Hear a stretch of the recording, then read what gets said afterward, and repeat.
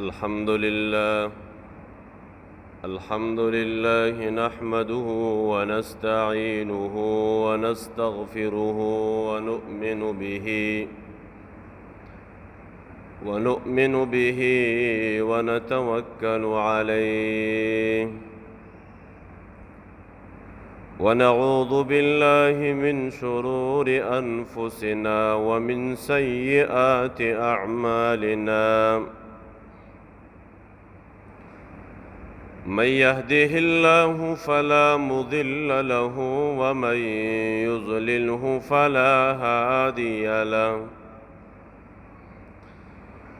ونشهد أن لا إله إلا الله وحده لا شريك له ونشهد أن محمدًا عبده ورسوله قال الله تبارك وتعالى في كلامه المجيد محمد رسول الله والذين معه أشداء على الكفار رحماء بينهم وقال رسول الله صلى الله تعالى عليه وسلم لو كان بعدي نبي لكان عمر بن الخطاب رضي الله تعالى عنه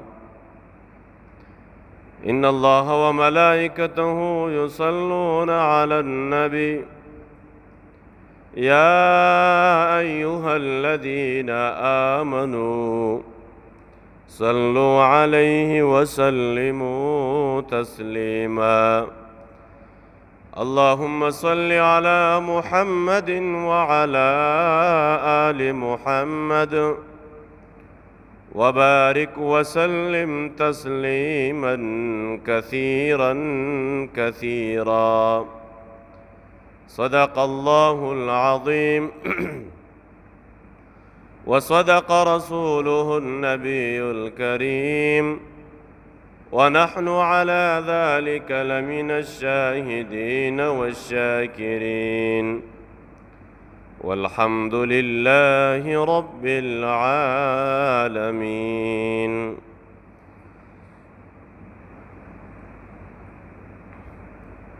زما عزت مندو او زما محترم مسلمانان نورونو تیرہ جمعہ کے د جناب ابو بکر صدیق رضی اللہ تعالی عنہ دا آغا پا مناقب باندے فضیلت باندے خبر رسی ہوا و انشاءاللہ دے جمعہ کے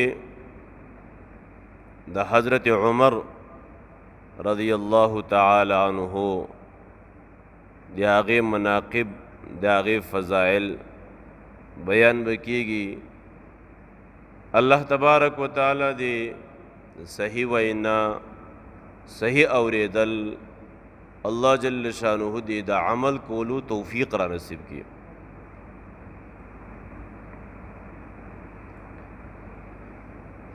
زما عزت مندو پدی میاش کے فصدائی ذی الحجہ پدی میاش کی حضرت عمر رضی اللہ عنہ باندې د خنجر گزار شیو او تقریبا یکم محرم الحرام باندې بیا د آغا شهادت شیو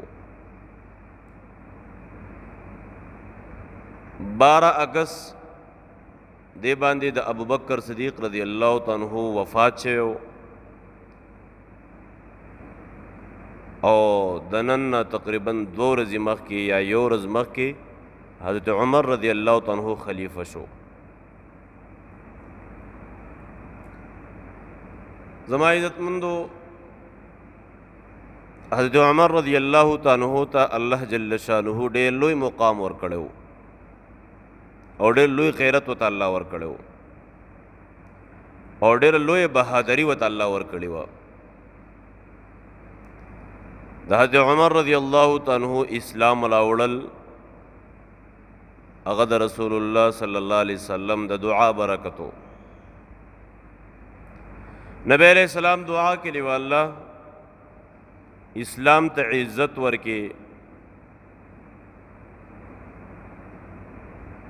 یا د حضرت عمر او یا د ابو جهل چې په دې دوانو کې مسلمان شي اسلام ته الله عزت ورکي. الله جل شانه د حضور صلی الله علیه وسلم دعا د حضرت عمر رضی الله تعالی عنہ بارک الله قبول کړل.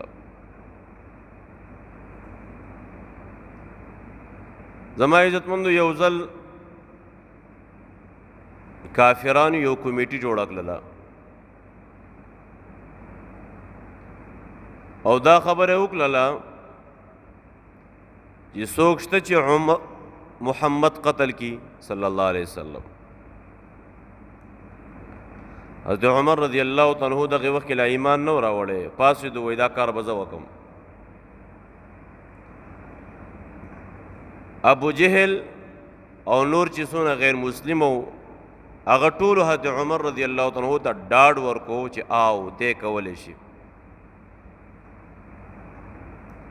لیکن زما د پندو هدایت والا ذات د الله ذات دی، قسم دی څنګه چې د الله ذات عجیب دی د الله فیصلې عجیب دي. حضرت عمر رضی الله تعالی عنہ تر واغستل روان شو، تلو یو صحابي مخې له ورغی. صحابي وته عمر چرته دی؟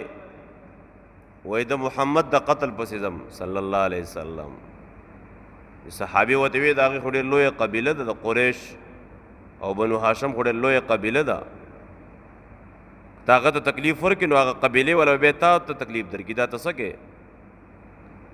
نو حضرت عمر رضی الله تعالی عنہ دی صحابي ته وای خا وای تم بی دینه شوی تم مسلمان شوی، هغه وی او زم مسلمان شم. دوانو یو بل پسې توري راو باسري، یو بل سره مقابله کې شو. دا صحابي وته پیغور ورکو عمره ستا اوخه او خور دوانه مسلمانان شوي. دا خبره واورېدل د غصې نه نورم ډک شو، غصې نورم سیوا شوه، لاړو او نیغ د خپل خور کور ته ځان ورسو. د خور نوم یې فاطمه وه. دروازې وټکوله. حضرت خباب رضی الله تعالی عنہ دغه ټیم کې د ښځو خاوند ته قرآن ښودو، دین یې ورته ښودو. په دې کې حضرت عمر رضی الله تعالی عنہ خور خاوند چې کوم دی هغه پټ شو او خور یې راغله او دروازې کولا وکړله. دروازې کولا وکړله. حضرت عمر رضی الله تعالی عنہ په لاس کې سسیزو چې د خور دا مخې پې ووالو، په زور سره یې ووالو، دومره زور سره یې ووالو چې د هغې د خور نه مخ نه وینه روانه شوه. دننه ورغې اوښې را وباسو، هغې باندې هم غزارې وکړې. زما عزتمندو وهل ټکولې وکلل لاندې یو پاڼه پرته وه. په دې پاڼه باندې د قرآن یو آیات یې لیکلی و د سورې طه. کم آیاتو؟ الله فرمایي اننی انا اللہ لا الہ الا انا فاعبدنی واقم الصلاة لذکری. اللہ اکبر. حضرت عمر رضی اللہ تعالی عنہ چې دې پاڼې ته وکتل بس غصه ختم شوه. وېدا څه دي؟ خور ورته وی ته ناپاکه یې، ناپاکه دې ته لاس نشي لګولی، لاړ شه اول غسل وکړه. لاړ غسل یې وکړو او د دې آیت تلاوت یې ورته وکړو. الله جل شانه د حضرت عمر رضی الله عنه زله بدل کو. د عمر رضی الله عنه سوی و ما د رسول الله خواته بوزي صلی الله علیه وسلم.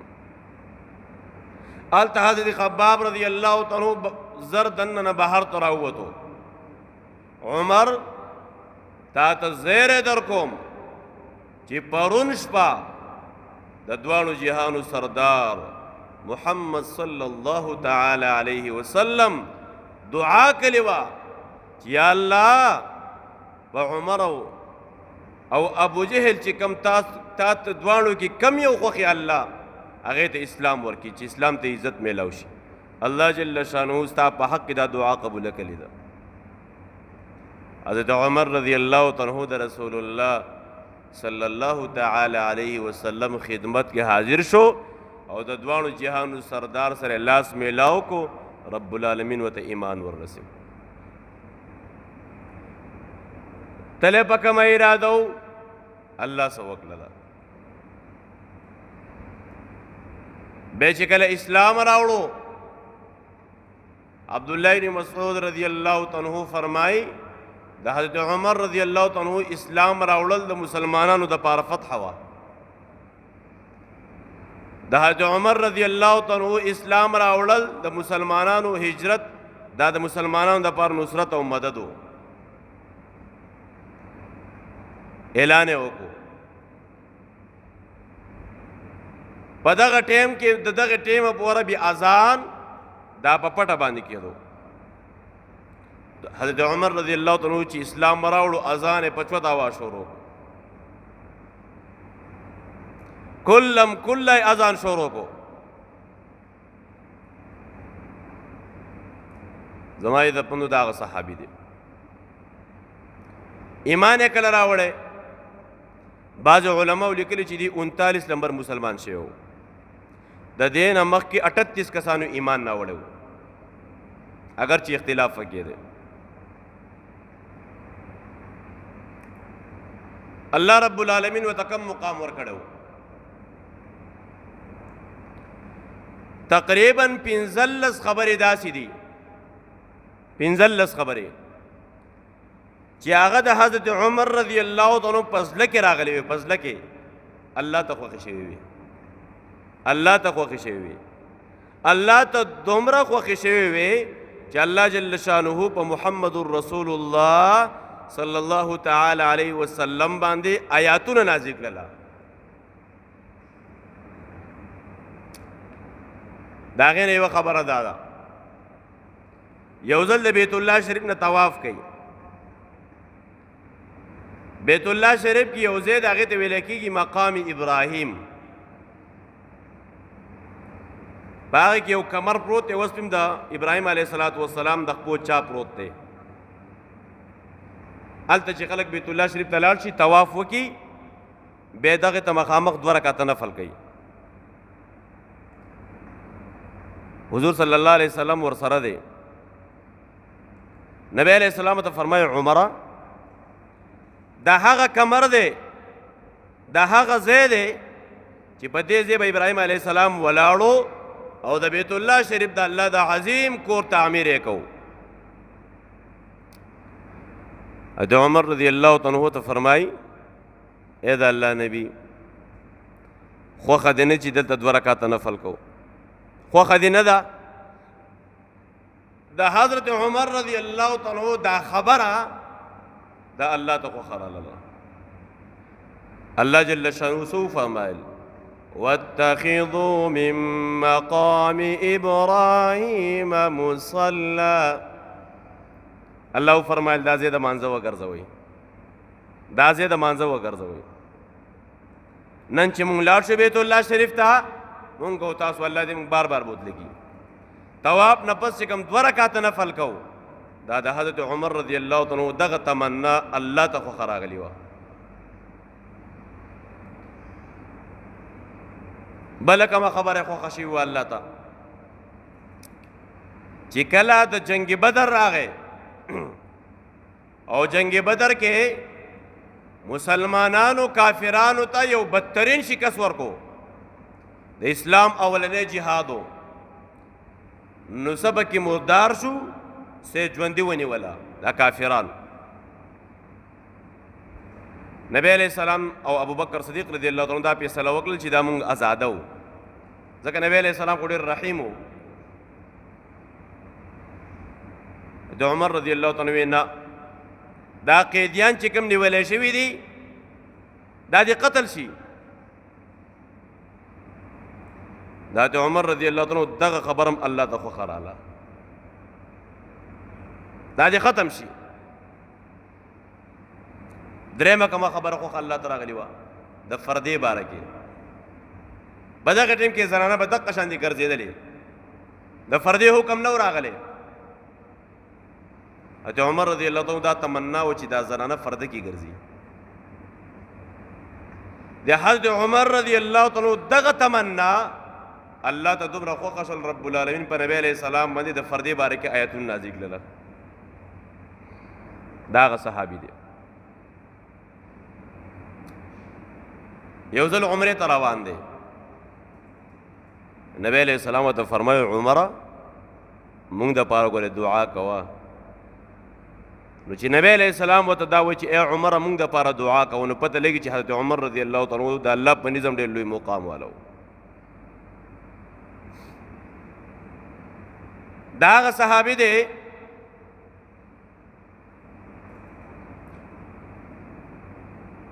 چې کله د عزتمندو بیت المقدس چې هغه د مسلمانانو قبله اول وه،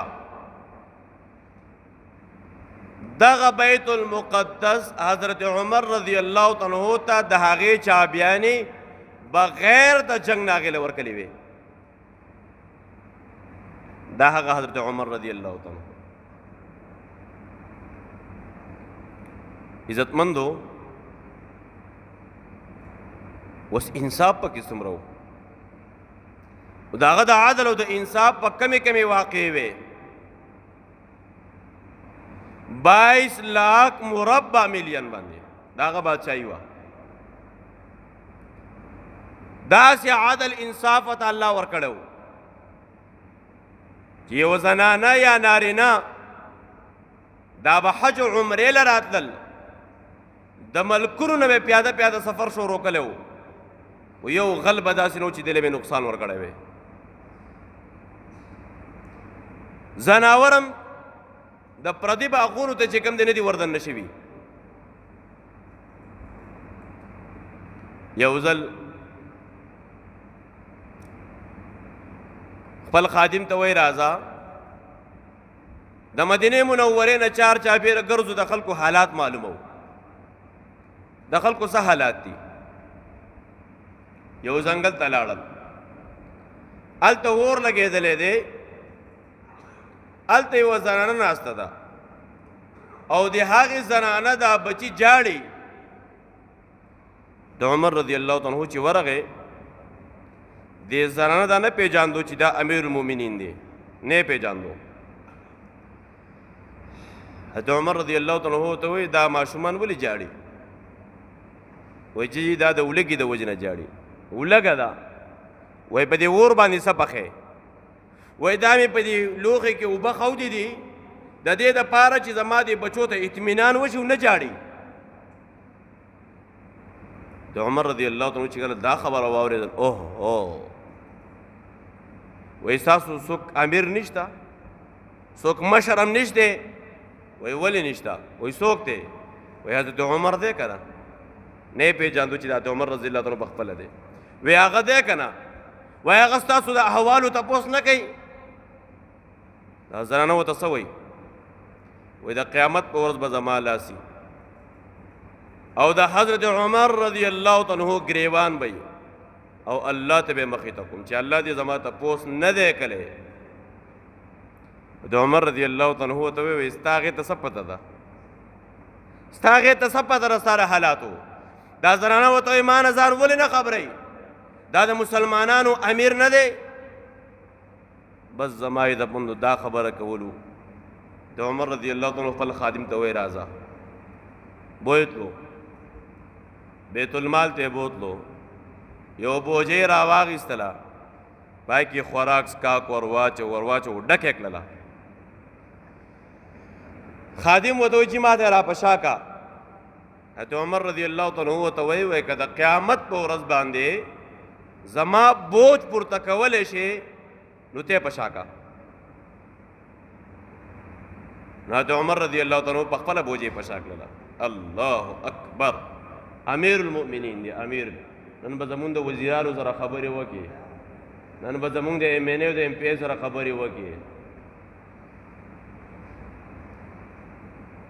په خپله بوجه یې په شا کړله. روان دی. خادم وایي ما حضرت عمر رضی الله تعالی عنہ ته کتله چې د بوج د وجې نه به د خپې داسې کږې وږې کېښودې. لاړو ځان یې ورسو.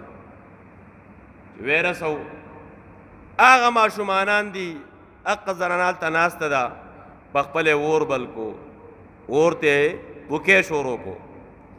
خادم وایي چې کله به دا پوکې ووالو نو دا ګیره کې به دا دوړه داسې لاړه راله وایي. خوراک یې ورته په خپله پوخ کو.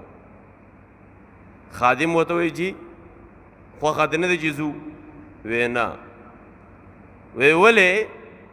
وایي دا ماشومانان دا ما په جړا لیدلی دي چې څو پورې دا ماشومان ما په خپلو سترګو نه لیدلی چې دا ماړه شوي نه وي او دو خاندلی نه وي، تر هغه وخته پورې زه د دې ځای نه ځمه. هغه ماشومانانو خوراک شروع کړو. ماشومان ماړه شو، خنداګانې شروع کړې. حضرت عمر رضی الله تعالی عنہ دې زنانه ته وایي ته به سبا راشي، ته به سبا راشې او ستا دپاره به زه وظیفه مقرر کړمه. دی وی ډېره ښه ده. خو دې زنانه دا نه پېژاندو چې دا حضرت عمر په خپله دی، نه یې پېژاندو. سبا باندې یا بل سبا باندې دا زنانه راله مسجد نبوي کې حضرت عمر رضی الله تعالی عنہ ناست دی، فیصلې به یې کولې. فیصلې دا زنانه یې ولیدل چې راله. حضرت عمر رضی الله تعالی عنہ ته راشه.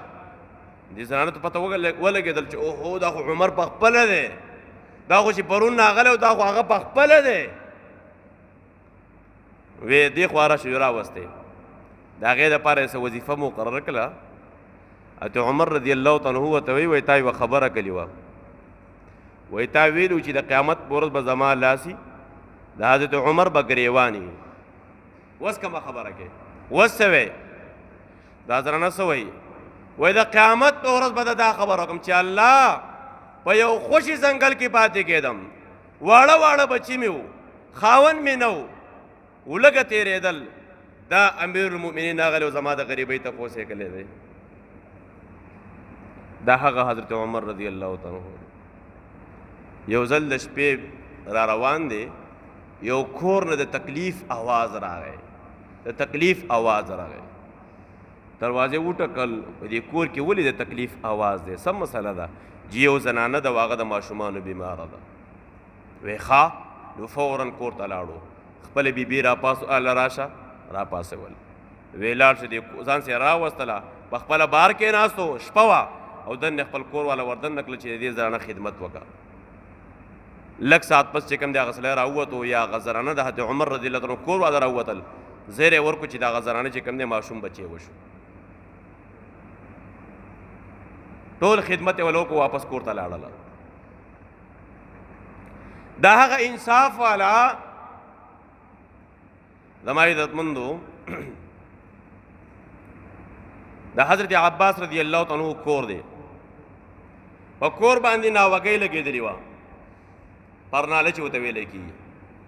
څه صحابه کرامو حضرت عمر رضی الله تعالی عنہ ته ویل چې ای عمر، ای امیر المؤمنین، مونږ چې کله مانځه له راځو د دې ناوګۍ کله باران شي نو اوبه راځي نو مونږ جامې څښا کوي، لاره کې لګېدلې ده. حضرت عمر رضی الله تعالی عنہ لاړو، هغه ناوګۍ درکړله. حضرت عباس رضی الله تعالی عنہ دغه ټیم کې سفر باندې تللی و. چې کله کور ته راغی تپوس یې وکړو دا ناوګۍ چا درکړې ده؟ چا ورته ویل چې امیر المؤمنین درکړې ده. لاړو عدالت ته لاړو او د حضرت عمر رضی الله تعالی عنہ خلاف کاغذونه جمع کړل. نو که یو سړی عدالت ته ځي دا به نه وایي چې دا عدالت ته لاړو. عدالت ته خو صحابه هم تللي دي، عدالت ته خو لوی لوی خلک هم تللي دي. بعضې خلک تللي د دنیا دپاره او بعضې د الله د دین دپاره تللي دي. لاړو. حضرت عمر رضی الله تعالی عنہ عدالت راوغوښتو چې تراشه کم صحابي چې فیصلې به کولې جج چې ورته ویلې کېږي. حضرت عمر رضی الله تعالی عنہ چې کله رادن نه شو نو د خپل ځای نه پانسېدو. پکار دا وه چې دا امیر المؤمنین دی، د مسلمانانو امیر دی، پکار دی چې پاسېدلی ورته وی نه دغه ټیم کې حضرت عمر رضی الله تعالی عنہ مجرم رادن نه شو ځکه کاغذونه خلاف جمع شي وو. چې کله خبرې شروع شوې حضرت عمر رضی الله تعالی عنہ تپوس کې تاسو چې دا پرناله ولې درکړې وه؟ دا خو ما ځکه درکړې وه چې صحابه کرامو شکایت وکړو جمعه درکړله. د عباس رضی الله تعالی عنہ ته وایي ته څه وې؟ هغه وایي زه په دې خفه نه یم چې زما پرناله او ناوګۍ درکړې ده، بلکې زه په دې خبره باندې خفه یم چې دا ناوګۍ محمد مصطفی خودي ده صلی الله علیه وسلم، دا خو محمد رسول الله خودي ده. اوه حضرت عمر رضی الله تعالی عنہ چې کله دا خبره واورېدل وی فیصله مه کوه، راځه را روانې کو. په خپله باندې خاوره جوکړله اوبې پکې ور واړولې. حضرت عباس ته فرمایي زما دې ولو ته راوخېږه. چې کله ولو ته ور وختو نو هغه ناوګۍ کېښودله، هغه خټې کېښودلې، هغه څښا اوبه به چې کوم دی په حضرت عمر رضی الله تعالی عنہ باندې راتللې. خلک حیران دی چې ګوره دا خو امیر المؤمنین دی. چې کله دا عمل وکړو حضرت عباس رضی الله تعالی عنہ ته وایي اے عمر تا د رسول الله عمل ژوندی کو. وایي څنګه؟ وایي دا ناوګۍ چې کله نبی علیہ الصلوۃ والسلام زما ولو ته راوختو او نبی علیہ السلام دا ناوګۍ کېښودله، وایي ما د نبی علیہ السلام وزن نشو برداشت کولی. یو پیغمبر ته الله د سلو پهلوانانو طاقت ورکړی، وایي ما نشو برداشت کولی. وایي ما ته نبی علیہ السلام چې ای زما تره زما ولو ته راوخېږه. وایي زه د نبی علیہ السلام ولو ته ور وختم او دا ناوګۍ ما کېښودل، نن هم زه ستا ولو ته در وختمه. دا د رسول الله غ عمل ژوندی شو. بعض علماو لیکلي چې دغه ټیم کې مسجد نبوي تنګ و تنګ. په دغه ټیم کې چې کله د عدل او انصاف حضرت عباس رضی الله تعالی عنہ ولیدو، حضرت عباس خوشحاله شو، وی دا زما دا کور دا مسجد نبوي دپاره ما وقف کړو. دې ته عدل او انصاف ویلی کېږي. الله ورته کم شان ورکړی، الله ورته کم مقام ورکړی. زلزله راله، زلزله راله، زورداره زلزله راله. د عمر رضی الله تعالی عنہ لاټۍ ورسره د ځمکې ته راواچول. ای ځمکې تا باندې عمر کم ظلم کړی دی، کم زیاتې شوی تا باندې چې ته ړقېږې. دا حضرت عمر رضی الله تعالی عنہ، دا هغه حضرت عمر رضی الله تعالی عنہ دی. یو ځل د نبی علیہ الصلوۃ والسلام سره د قریشو زنانه رالی، څه مسلې تپوس پې کوو. د عمر رضی الله تعالی عنہ راغی نو دې زنانو منډه کړله. چې کله یې منډه کړله حضرت عمر رضی الله تعالی عنہ ته وایي ای زنانو ما نه مه ویرېږئ، الله نه ویرېږئ، د الله د رسول نه ویرېږئ. نبی علیہ السلام ته فرمایي عمره قسم مې دی په هغه ذات باندې چې زما روح د هغه قبضې قدرت کې دی، الله جل شانه تعالی هغه مقام درکړی دی چې کم لار باندې ته روان یې ستا د یېرې د لاسه په دې لار باندې ابلیس او شیطان نشي تللی. یو ځل نبی علیہ السلام مسجد نبوي ته راغی، سحر کې د حضرت عمر رضی الله تعالی عنہ سره ملاقات وشو. عمره بیګا دې د قرآن تلاوت کوو، لږ سلو آواز باندې کوه، سلو آواز باندې تلاوت کوه. د عمر رضی الله تعالی عنہ ته جواب کې وایي د الله نبی وایي زه ځکه چوته آواز باندې تلاوت کوم چې د مدینې منورې په دې لارو کوڅو کې شیطانان پاتې نشي. ځکه د قرآن تلاوت قسم مې زموږ خو نن ټول ټیم په غیبت ضایع شو، په ذولیاتو باندې، سیاسي خبرو باندې. قرآن نه والا قرآن خو د الله کتاب دی، قسم دی. یو صحابي دی غالبا د هغه نوم حضرت اسید رضی الله تعالی عنہ. یو ځل هغه د قرآن تلاوت کو، کور کې دننه اس ولاړو، تلاوت یې کوو د اس په ټوپونه والله. چې کله به تلاوت بند کو اس په ټوپونه ودروله چې به تلاوت شروع کو به ټوپونه وهل شروع کړله حتی تر دې پورې تلاوت یې بند کو نو بار ته راووتو چې بهر ته راووتو اسمان کې یو وریځ راښکته شوې وه او په دې کې داسې پړقا جوړه وه دا صحابي راغی نبی علیہ الصلوۃ والسلام ته ټوله کارګزاري سنا کړه د الله نبی ما تلاوت کو دلته اس چې کم دې ټوپونه شروع کړل ما به تلاوت بند کو اس په ټوپونه بند کړل به شروع کو به ټوپونه شروع کړل به بهر ته راووتلم اسمان کې یو وریځ وه وریځ کې دننه یو پړقا جوړه وه نبی علیہ السلام ته تا تلاوت ولې بندو تلاوت ته ولې بندو وی د الله نبی چې کله دې اس ټوپونه شروع کړل دلته زما یو زوی پروت و ودو دا غنوم یحیی ما وی داسې نه چې د هغه زما بچی خوږ نه کي نو ځکه مې تلاوت بند کو او بهر ته چې وایي ته راووتلې نبی علیه السلام ته تا وریځ کې دا کوم پړقا ولیدل وایي دا فرشتې راغلي استاد قرآن تلاوت یې اورېدو صحابه خو ایمان والو صحابه خو صاحب الکشف هغو ته خو به الله ښودل بیا ورته نبی علیه السلام دا خبره وکړله وایي که تا تلاوت نه وی بند کړی نو دا فرشتې به د ټولو خلکو لیدلی وی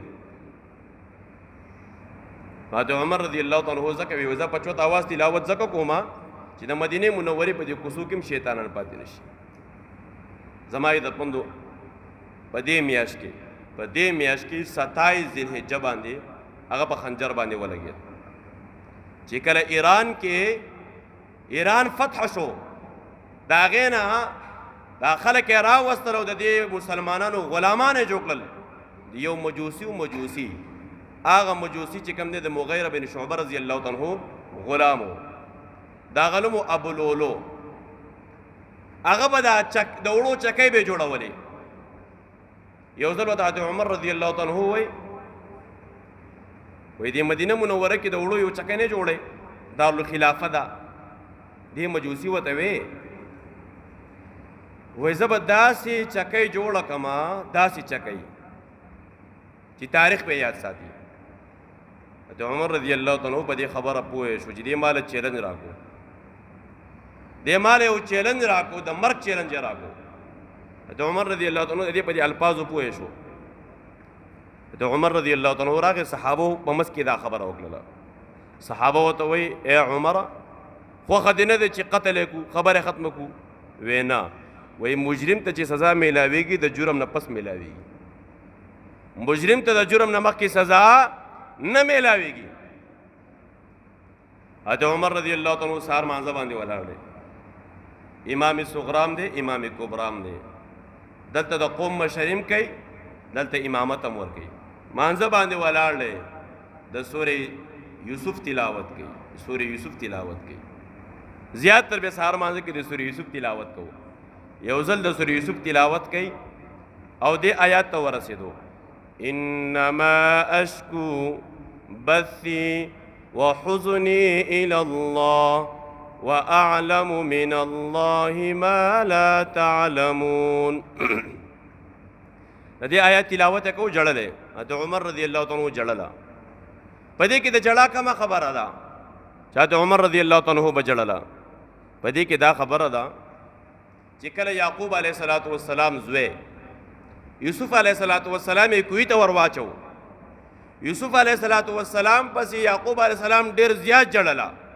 د خپل بچی پسې دومره خپه و وبیضت عیناه من الحزن فهو کظیم داسې به یې جړله هر ټیم به یې جړله دومره یې وجړل چې د سترګو نظر هم کا پرېښودو د خپل بچی پسې دومره وجړله نو دا زامن ورته وایي د خپل پلار ته بس که که نه تا خو ځان هلاکت کې واچو هر ټیم یوسف یادې بس که که نه دا پلار ورته وایي انما اشکو بثی و حزنی الی الله ای زما بچو زه خو خپل غم تاسو ته نه ښکاره کوم انما اشکو بثی زه خپل غم تاسو ته نه ښکاره کوم و حزنی الی الله زه خپل غم الله ته ښکاره کوم خپل غم رب ته ښکاره کوم زه خو تاسو دپاره نه جاړم زه خپل رب ته جاړم چې زما بچی ورک شوی دی زیات تر به د سورې یوسف تلاوت به سهار مانځه کې حضرت عمر رضی الله عنه کوو نو سورې یوسف تلاوت کې لګې دی دا مجوسي رادن نه شو 27 ذوالحجه باندې پاتې عمر رضی الله تعالی د خنجر غزار وشو او یکم محرم الحرام باندې بیا هغه وفات شو. دا مانځه باندې ولاړ دی. دا بدبخت سره داسې چړه ور سره وه چې دواړه طرف ته تېره وه. نو داسې ووالو نو د عمر رضی الله تعالی دواړه طرف ته ولګېدو، وینه ترې روانه شوله. چې څنګه ولګېدل فورا حضرت عمر رضی الله تعالی راولېدو. عبدالرحمن بن عوف رضی الله تعالی مانځه ته مخې ته شو.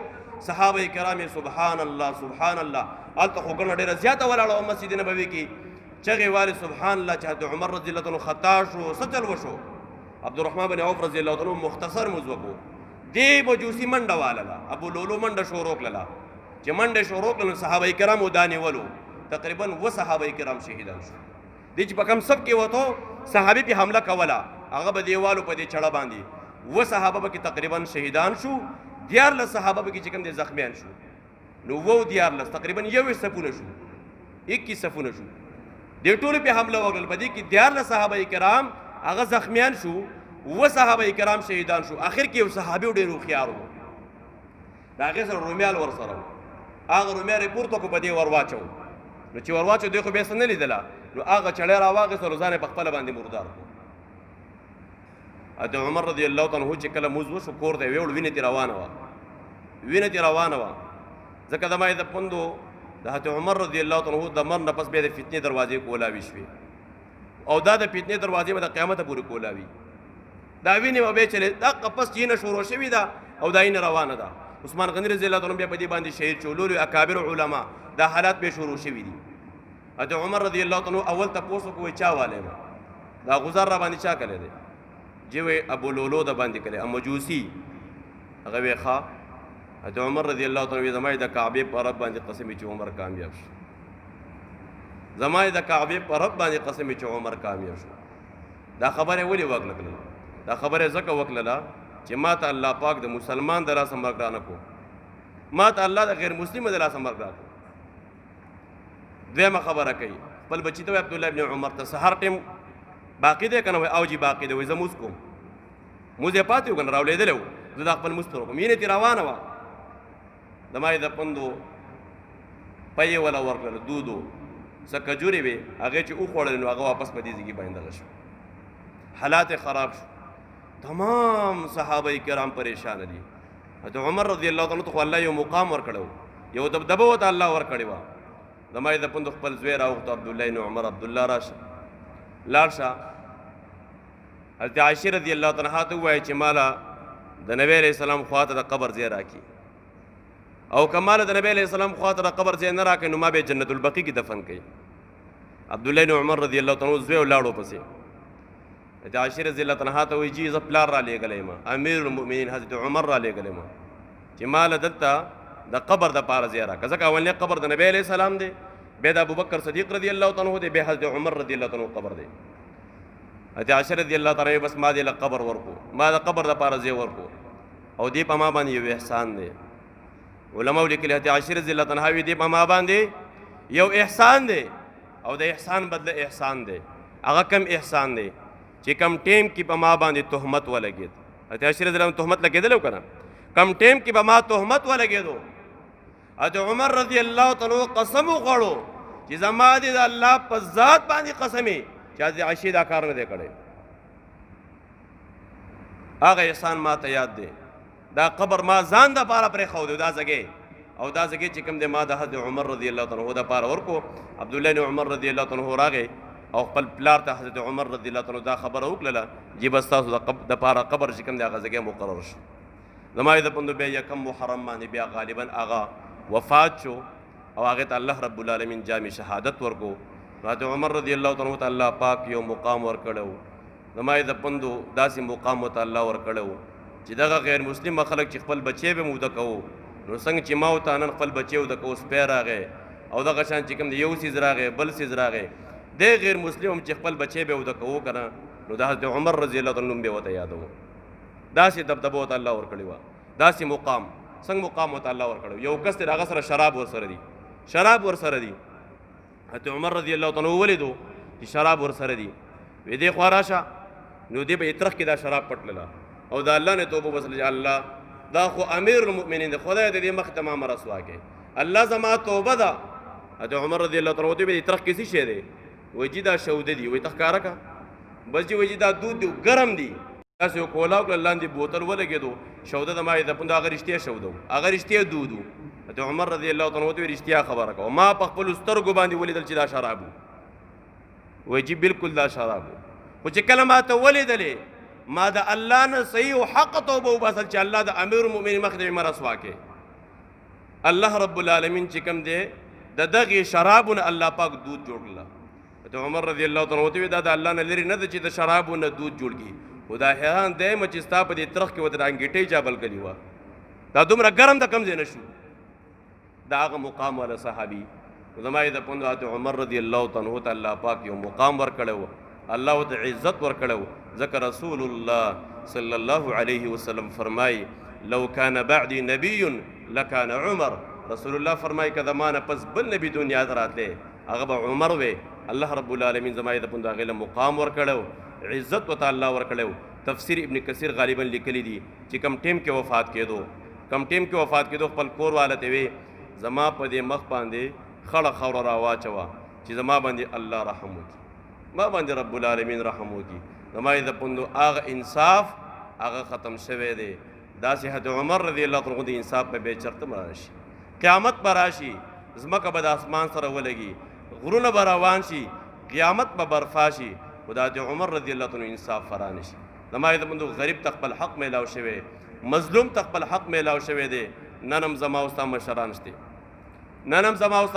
شته کما او تا باندې رااله نو چې کم سره لګ معمولی غونډې غوړ چې وته ویلېږي معمولی غونډې پیسو نه خیره دا MNM پی به دا غې نظاری ګودي دا غې نظاری او چې غریب سره لاړو سپک نظر وته ګوري د هتک نظر وته ګوري.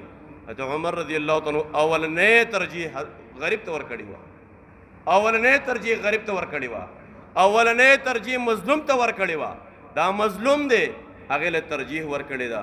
الله رب العالمین دې زمای د پوند دقه شانتي انصاف ته الله راوړي. ها عزت مند انصاف هغه انصاف چې د قران او د حدیث پرانا کی د دین پرانا کی چې کوم انصاف راشي زمای د پوند مونږ تاسو دعاګانې کو الله په مختص مکه اسلامی نظام راولي. ولی وایو اسلامی نظام معنا دا چې حق تقبل حق میلاو شي غریب تقبل حق میلاو شي. هغه زنانا چې هغه د میراث نه محروم دي هغه تقبل میراث میلاو شي. هغه خلک چې جابر دي هغه په زناکاری کې خپل ژوندۍ تیري هغه ته د خلکو مخ کې کله سزاګانې میلاو شي.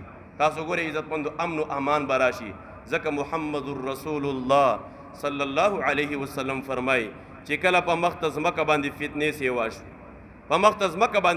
سیوا شوي عزتمند نبی علیہ السلام فرمای د زمکې د سر نه د زمکې یخ بهتر دی د زندګۍ نه مرګ بهتر دی.